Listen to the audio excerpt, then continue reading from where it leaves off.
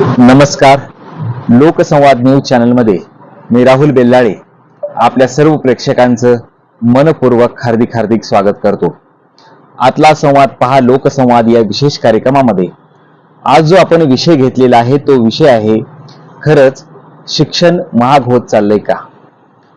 विषयाचं नाव आहे खरंच शिक्षण महाग होत चाललंय का. आजची सामाजिक परिस्थिती, आजची सामाजिक शिक्षणाबद्दलची आत्मीयता, आजची सामाजिक शिक्षणाबद्दलची दूरदृष्टी, आजची सामाजिक शिक्षण क्षेत्राविषयी पाहण्याचा वेगळा दृष्टिकोन, या संदर्भामध्ये आपण काही अविधा पाहणार आहोत, काही त्याचं विश्लेषण करणार आहोत. शिक्षण क्षेत्र म्हटलं की समाजाला सुशिक्षितपणाचं वर्चस्व अबाधित करणं आणि समाज वेगळ्या उंचीवर, समाज वेगवेगळ्या स्थळावर नेऊन ठेवणं हे शिक्षणाचं एक मोठं कार्य असतं. आणि त्या कार्याच्या माध्यमातून आज शिक्षणामध्ये नवनवीन प्रगत ज्ञान, विज्ञान, आकांक्षा, जिज्ञासा अशा अनेक गोष्टीतून शिक्षणाची परिभाषा वेळेनुरूप, काळानुरूप सातत्यानं बदलत आहे.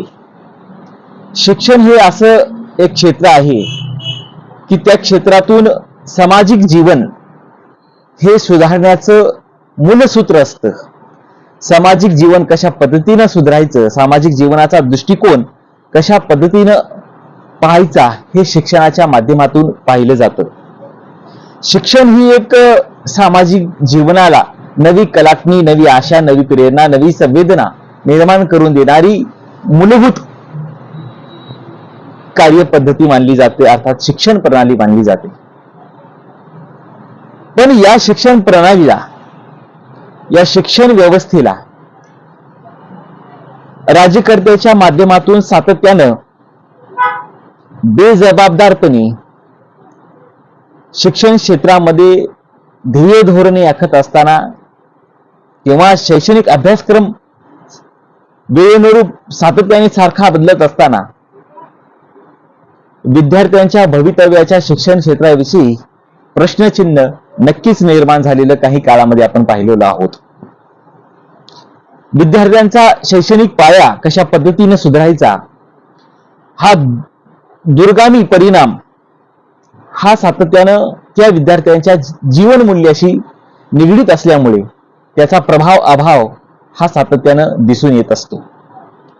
शैक्षणिक क्षेत्र हे विद्यार्थ्यांच्या जीवनाला नवी दिशा, अपेक्षा, आकांक्षा, नवा दृष्टिकोन, नवा विचार देण्याचं मूलभूत काम हे शिक्षण क्षेत्राच्या माध्यमातून विद्यार्थ्यांना सकस बुद्धिमत्तेची परिपक्वता ही कशा पद्धतीने विद्यार्थ्यांच्या सर्वगुण संपन्नतेमध्ये यावी हा दूरदृष्टिकोन शिक्षण क्षेत्रामध्ये पाहिला जातो. पण काही काळामध्ये, या 10 वर्षामध्ये सातत्याने अभ्यासक्रम बदलून किंवा सातत्याने शिक्षण क्षेत्राचा उलगडा करून, फेरबदल करून शैक्षणिक धोरणे आखण्याचं काम सातत्यानं होत आहे, राज्यकर्त्याच्या माध्यमातून खास करून होत आहे. मग याचा परिणाम विद्यार्थ्यांच्या शैक्षणिक आयुष्यावर कशा पद्धतीने पडतोय याच्याकडे गांभीर्यानं पाहणं अत्यंत महत्वाचं ठरतं. पण ते कुठेच पाहायला भेटत नाही, कोणी त्याकडे जाणीवपूर्वक लक्ष केंद्रित करत नाही. आणि त्यामुळे विद्यार्थ्यांच्या जीवनमानामध्ये, शैक्षणिक आयुष्यामध्ये विद्यार्थ्याच्या खूप मोठा बदल, खूप मोठी तफावत ही झालेली आपल्याला दिसून येते. आज शिक्षण क्षेत्राचा फेरबदल हा सातत्यानं होतो, ह्या ते आपण नमूद करतोयच.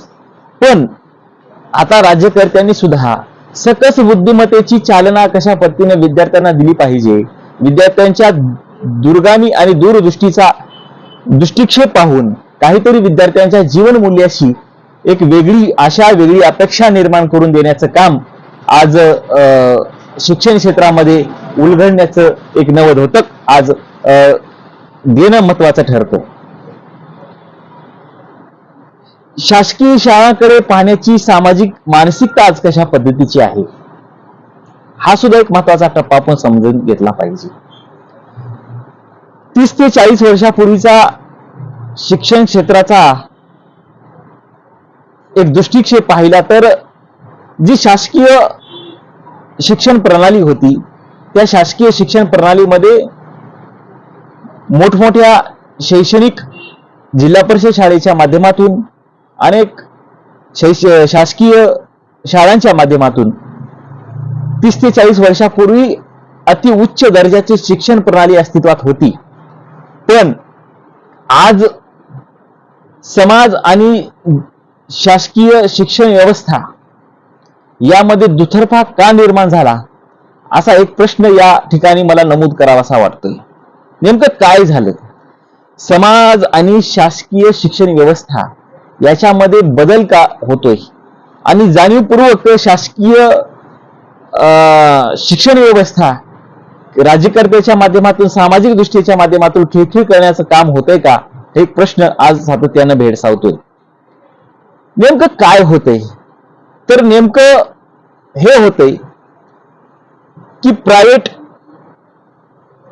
क्षेत्रामध्ये शिक्षण व्यवस्था आल्या, प्रायव्हेट संस्था आल्या,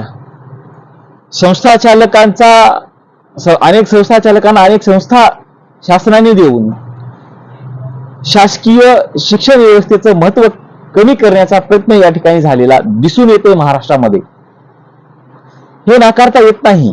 खरी वास्तविकता अनेक संस्था चालकांना अनेक संस्था बहाल करून शासकीय शिक्षण व्यवस्था खिळखिळ करण्याचं काम अनेक वर्षापासून सुरुवात झालेलं आहे. आणि सामाजिक परिस्थिती जर त्या पाठीमागून पाहिली तर प्रायव्हेट सेक्टरमध्ये भंपकबाजी दाखवून शिक्षणाचा एक वेगळा देखावा दाखवून समाजाला प्रायव्हेट संस्थेकडे आकर्षित करण्याचा ध्येय संस्था चालकांना बाळगले असल्यामुळं शासकीय शिक्षण व्यवस्था खिळखिळ झालेली आहे. आता काय नेमकं याच्यात होतंय ते सामाजिक दृष्टिकोन आपण लक्षात घेतला पाहिजे. समाजाची मानसिकता आपण लक्षात घेतली पाहिजे की नेमकं शासकीय शिक्षण व्यवस्थेकडे पाहण्याचा सामाजिक मानसिकता ही कशा पद्धतीची आहे हे आपण नक्कीच पाहिलं पाहिजे. तर त्या पाठीमागून असं लक्षात येतंय की या साऱ्या भंपकबाजीतून प्रायव्हेट सेक्टर मधल्या शिक्षण क्षेत्रामधल्या आणि समाजाचं मन वळवण्यामध्ये ते यशस्वी झाले आहे असं मला वाटतंय. त्यामुळे शासकीय शिक्षण व्यवस्था खिळखिळ झाली आहे आणि राज्यकर्त्यांची वेळोवेळी ध्येय धोरणे शिक्षण क्षेत्रामध्ये सातत्याने बदलत असल्यामुळं आणि राज्यकर्त्यांचीच मानसिकता शासकीय शिक्षण व्यवस्थेकडे कुचकामी असल्यामुळं आज ही परिस्थिती उद्भवलेली आहे. आणि समाज एका बाजूला त्या पद्धतीने जातोय, प्रायव्हेट संस्थेकडे जातोय आणि त्यातून विद्यार्थ्यांचं शिक्षण व्यवस्था आज अस्तित्वात येत आहे. पण एक नमूद या ठिकाणी मला म्हणावं वाटतं की सामाजिक परिस्थितीची जाण आणि भान असणारा व्यक्ती आणि सामाजिक परिस्थितीतून उद्भवणारे प्रश्न शैक्षणिक पातळीवर खूप महत्वाचे असतात, खूप बेधक असतात.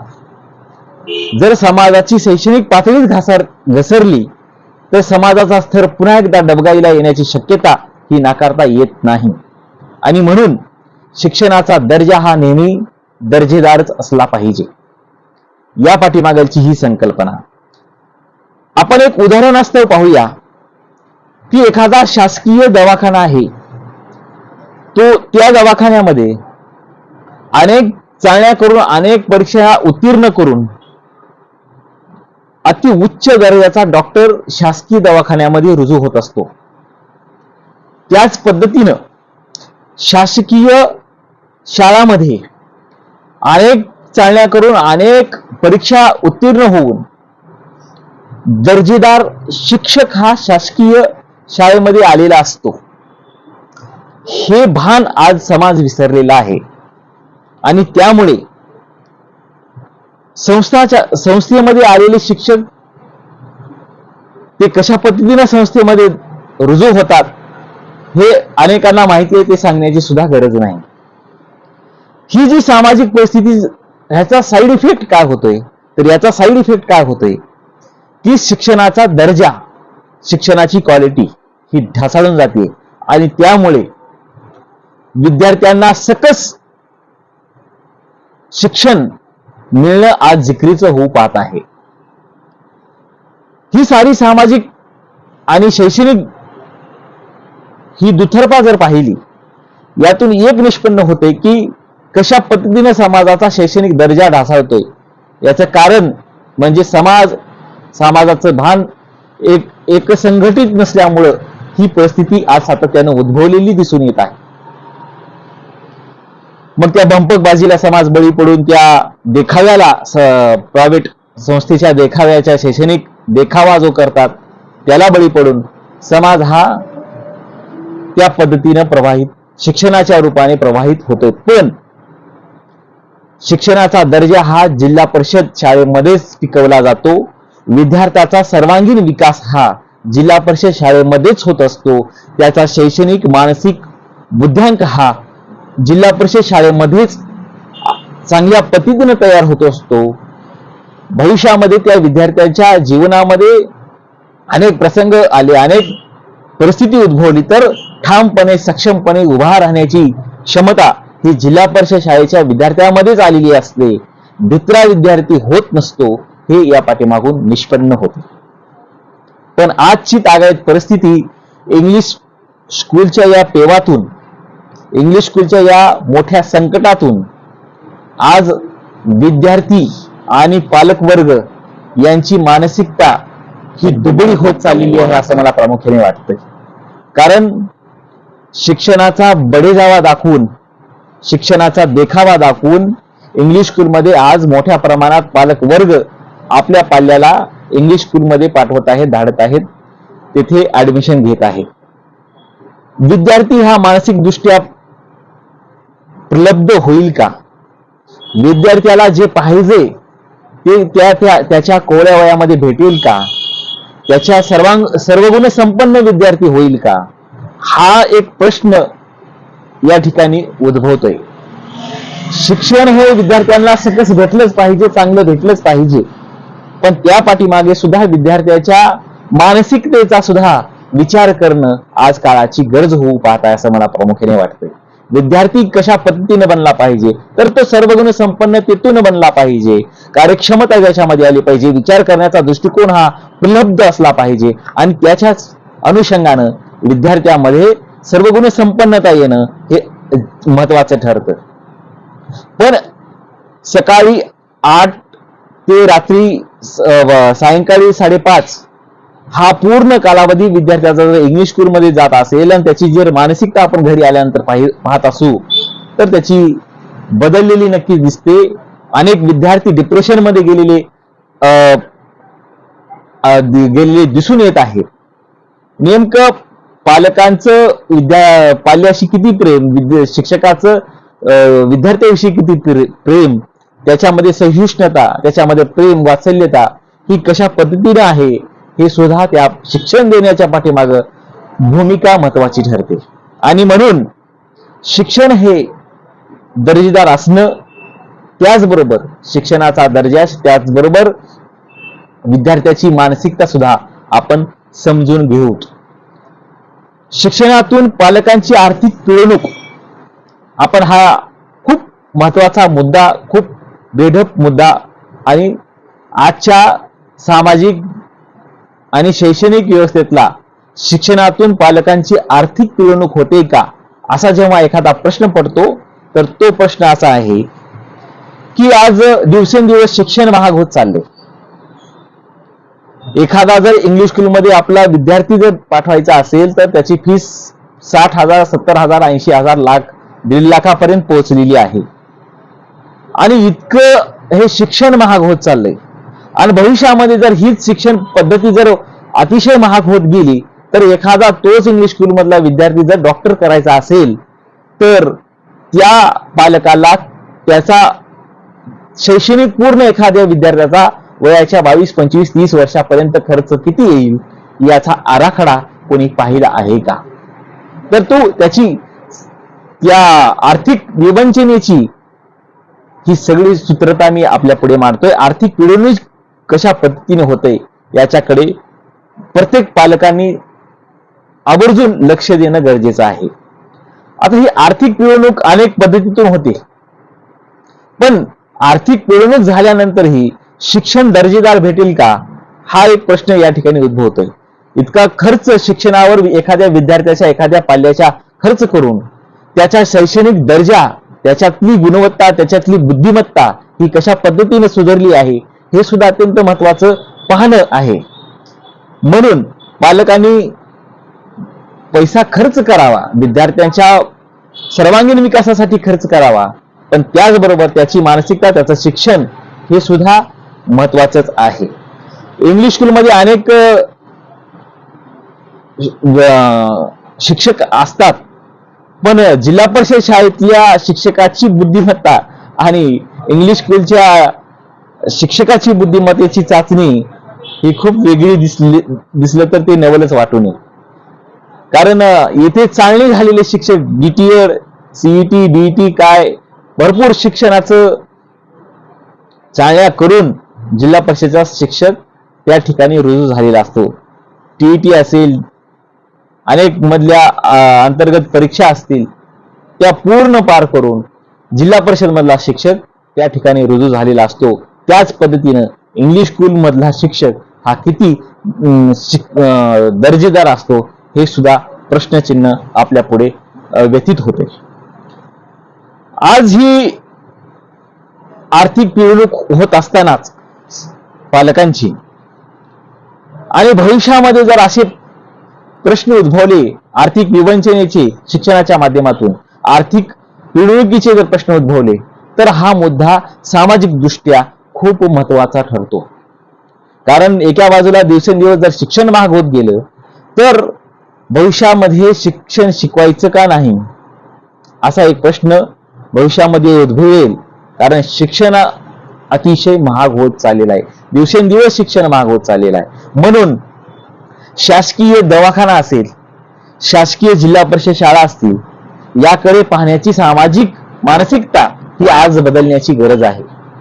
आणि म्हणून जिल्हा परिषद शाळा असतील, शासकीय जेवढे विद्यालय महाविद्यालय असोत त्याकडे सामाजिक मानसिकता बदललेली गरज आहे, बदलण्याची गरज आहे. जर ही बदलली नाही तर शिक्षण हे महाग, अतिशय महाग होईल, शिक्षण परवडणार नाही अशी ही व्याख्या येणाऱ्या भविष्य काळामध्ये म्हणावी लागेल काय, असा एक प्रश्न या ठिकाणी उद्भवतोय. आता हे यातून दूरदृष्टी शिक्षणाची आणि त्या दूरदृष्टीतून शिक्षणाचा परिपक्वता, शिक्षणाची आत्मीयता तर सामाजिक दृष्टी आज प्रलब्ध बनलेलीच आहे, पण त्याच्याच अनुषंगानं आज शिक्षण दर्जेदार भेटण्याबरोबरच आर्थिक न पिळवणूक होता सामाजिक भान हे एकाग्र होऊन शिक्षणाकडे पाहण्याचा दृष्टिकोन चांगल्या पद्धतीने पाहून मला एक म्हणायचे की जिल्हा परिषद शाळा ही खूप सुंदर, जिथे मन भुलून जातं लहान मनामध्ये सुद्धा, जिथे मोकळं वातावरण, जिथे दिलखुलास वातावरण, जिथे खेळीमेळीचं वातावरण आणि शिक्षणाचा आनंद देणारी शाळा म्हणजे जिल्हा परिषद शाळा असते. हे आपण विसरलो आणि ते विसरल्यामुळे विद्यार्थ्यांच्या जीवनमानामध्ये काय परिणाम त्याचे होत आहेत याची समाजाने दखल घेतली पाहिजे असं मला प्रामुख्याने वाटतं.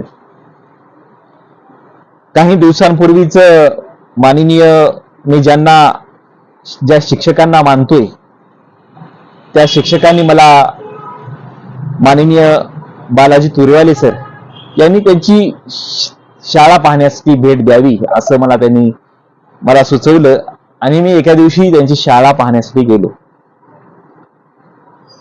शाळा अतिशय एकदम सुंदर, जिथं बोलक्या भिंती होत्या, डिजिटल बोर्ड होते, बालवाडीच्या मुलांचं जेवढे पाहिजे तेवढे खेळाचं साहित्य होतं, खिचडी शिजत होती आणि शाळेतलं प्रफुल्लित करणारं वातावरण माझं बालपण आठवलं इतपत ते सुंदर वातावरण शाळेचे लाभदायक त्या ठिकाणी पाहायला मिळालं. म्हणजे जिल्हा परिषद शाळा ही किती सुंदर असू शकते, जिल्हा परिषद शाळेमध्ये किती नवीन गोष्टी काय आहे, हे त्या शाळेतून मला पाहायला मिळालं. शाळा ही जिल्हा परिषद शाळेचा दर्जा, त्या शाळेची गुणवत्ता, त्या शाळेचा उच्चांक हा त्या शिक्षकांवर अवलंबून असतो. जर शाळा ही मंदिरासारखी दिसायची असेल, शाळा ही ज्ञान मंदिर व्हायची असेल, तर तिथे शिक्षक चांगले असणं अत्यंत आवश्यक असतं.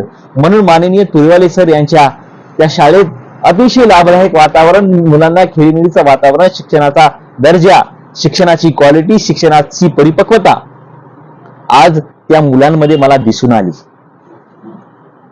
मला हेच सांगायचंय की आज जी शिक्षणाची उलाढाल होत आहे आणि शिक्षणाच्या उलाढालीतून सामाजिक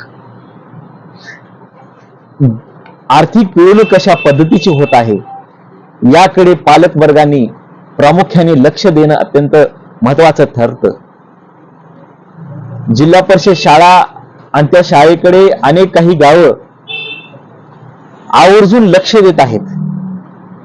त्या शाळेमध्ये डिजिटल बोर्ड आहेत का, संगणक विभाग आहे का, खेळाचं साहित्य आहे का, नवीन टेक्नॉलॉजी शिक्षणामध्ये आलेली आहे का, डिजिटल बोर्ड आहेत का, मुलांना लाभदायक वातावरण शाळेमध्ये भेटतंय का, मुलांना शैक्षणिक प्रलभता येते का, स्नेह संमेलनाच्या माध्यमातून विद्यार्थ्यांच्या सर्व गुण संपन्नतेला, सर्व गुणांना वाव मिळतोय का, ही परिपक्वता विद्यार्थ्यांची असते. नुसता विद्यार्थी शिक्षणाच्या ओझ्याखाली न दबता किंवा दप्तराचं ओझ्याखाली न दबता त्या विद्यार्थ्यांमध्ये सकस ज्ञानप्राप्ती बरोबरच त्याचा सर्वांगीण विकास होणं सुद्धा तितकंच महत्वाचं आणि लाभदायक असतं. म्हणून जिल्हा परिषदकडे पाहण्याचा दृष्टिकोन आज पालकांनी बदलला पाहिजे आणि आवर्जून पालक वर्गांनी शाळेकडे लक्ष देऊन त्या शाळेमध्ये कशा पद्धतीचे शिक्षक वर्ग आहेत, त्या शाळेमध्ये काय शिकवलं जातं, शिक्षणाची कशा पद्धतीची गुणवत्ता त्या शाळेने आदल्या वर्षी पुढच्या वर्षी दाखवलेली आहे, शाळेचा दर्जा कशा पद्धतीनं उंचावलेला आहे, ह्याकडे लक्ष केंद्रित करून आपल्या पाल्यांना जिल्हा परिषद शाळेमध्ये पाठवावं.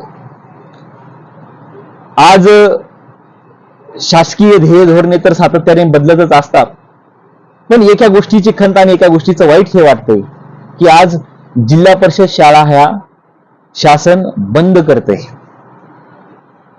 आणि हे जर बंद केलं तर भविष्य येणार हे शिक्षण महाग करणार आहे.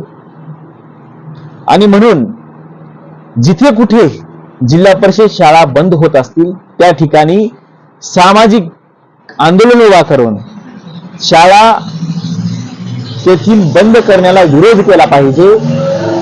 जिल्हा परिषद शाळा ही त्या गावचा ज्ञान दृष्ट्या त्या गावाचा आत्मा असतो आणि तो आत्मा जर नष्ट झाला तर त्या गावाचं भवितव्य कशा पद्धतीचं असेल, गोरगरीब कष्टकरू बेरोजगारांचे मुलं महागड्या शिक्षण प्रणालीमध्ये कसे शिकतील, कसे ज्ञान संपादन करतील, हा एक प्रश्न या ठिकाणी उद्भवतोय.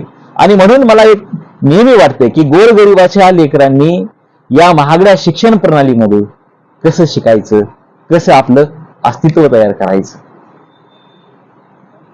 या साऱ्या शैक्षणिक धोरणातून आपण प्रत्येक पालकांनी सामाजिक दृष्ट्या सर्वांनी सजग व्हायला पाहिजे आणि आपण हे दाखवून द्यायला पाहिजे की आता शिक्षण ही व्यवस्था खर्चिक नसून त्यामध्ये सुधारणावादी दृष्टिकोन बाळगून त्यामध्ये विकसित दृष्टिकोन बाळगून शिक्षणाचा दर्जा, शिक्षणाची कार्यपद्धतीमध्ये सुधारणा ह्या झाल्याच पाहिजेत. म्हणून आज जी खर्चिक शिक्षण प्रणाली होत आहे याकडे सामाजिक दृष्ट्या किती भान आहे, खरंच समाज या गोष्टीबद्दल नीट निरीक्षण करून पाहतोय का, त्याकडे लक्ष केंद्रित करतोय का, याकडे अगोदरची शिक्षण प्रणाली 30 ते 40 वर्षापूर्वीची आणि आजची शिक्षण प्रणाली यामध्ये किती खर्चिक शिक्षण प्रणाली होत चाललेली आहे आणि शिक्षणाचा दर्जा कुठे आहे हे सुद्धा पाहणं हे सुद्धा जबाबदार देशाचा नागरिक, देशाचा कणा, गावातील नागरिक म्हणून आपण सर्वांनी लक्ष केंद्रित पाहिजे. अतिशय उच्च दर्जाच्या दिखाऊ शाळामध्ये न घालता किंवा दिखाऊ शाळामध्ये घालून खरंच विद्यार्थ्यांचा बौद्धिक उच्चांक वाढेल का? तर तो कदाचित नसतो. एखाद्या जिल्हा परिषद शाळेमध्ये सुद्धा जर चांगल्या पद्धतीचे शिक्षक असतील, चांगल्या ज्ञानवंत शिक्षक असतील, तर तिथे सुद्धा विद्यार्थ्यांचा शैक्षणिक कणा हा वाढल्याशिवाय राहणार नाही. म्हणून आपल्या सर्वांना विनंती आहे की आपण खर्चिक शिक्षणाकडे न जाता जे आहे, अगोदरच्या काळामध्ये इंग्लिश स्कूल नव्हत्या तरी देखील शिक्षणाची क्वालिटी, शिक्षणाचा दर्जा हा अबाधित होता. पण आज तो दर्जा, तीच शिक्षण प्रणाली बदल होत असताना दिसून येत नाही. म्हणून सजग पालक वर्गांना अशी माझी विनंती आहे की आपण सर्वांनीच, आपल्या सर्वांनाच हे लक्ष मला केंद्रित करायचे की नुसत्या भंपकगिरीला बळी न पडता किंवा एखाद्या शैक्षणिक दृष्ट्या देखाव्याला न बळी पडता खरंच त्या शाळेमध्ये शैक्षणिक दर्जा सुधारेल का, हा दृष्टिकोन आपण लक्षात घेऊन जिल्हा परिषद शाळा हे ज्ञानमंदिर गावचं असतं आणि ते ज्ञानमंदिर, ते वैभव गावचं आपण सर्वांनी टिकूयात. आणि आपल्या सर्वांना विनंती आहे की आपण खर्चिक शिक्षणाकडे न जाता बौद्धिक शिक्षणाकडे कशा पद्धतीने येता येईल, शिक्षणाच्या उच्चांक कशा पद्धतीने आपल्याला वाढवता येईल विद्यार्थ्यांच्या गुणवत्तेमध्ये, हे आपण सर्वांनी पाहिलं पाहिजे. हे या खरंच शिक्षण महाग होत चाललंय का, या विषयाच्या अनुषंगानेही मी आजची ही विचार संकल्पना स्पष्ट केलेली आहे. ही विचार संकल्पना अनेकांना रुजेल, अनेकांना खटकेल, पण हे वास्तविक सामाजिक चित्र आहे. शिक्षणाचा दर्जा खूप महत्वाचा असतो. एखाद्या विद्यार्थ्याच्या आयुष्यामध्ये त्याचं फाउंडेशन तयार करत असताना, त्याच्या शैक्षणिक दृष्ट्या त्याची मजबूती करत असताना त्या विद्यार्थ्यांचा सकस बुद्ध्यांक हा नेहमी दर्जेदार असावा लागतो. म्हणून त्या शाळेमध्ये शिक्षक चांगले असावे लागतात, त्या शाळेची गुणवत्ता ही चांगली असावी लागते, त्या शाळेची परिपक्वता ही चांगली असावी लागतं. नुसत्या मोठमोठ्या शैक्षणिक संकुल उभ्या करून विद्यार्थ्यांचा शैक्षणिक दर्जा कधीही सुधारणार नाही, हे वास्तविक चित्र आज मी आपल्या समोर ठेवले. या विषयाच्या अनुषंगानं हा दृष्टिक्षेप आपल्याला कसा वाटला, काय वाटला, हे आम्हाला जरूर कळवा. आणि पाहत रहा लोकसंवाद न्यूज, बातमी तुमच्या अस्मितेची. धन्यवाद.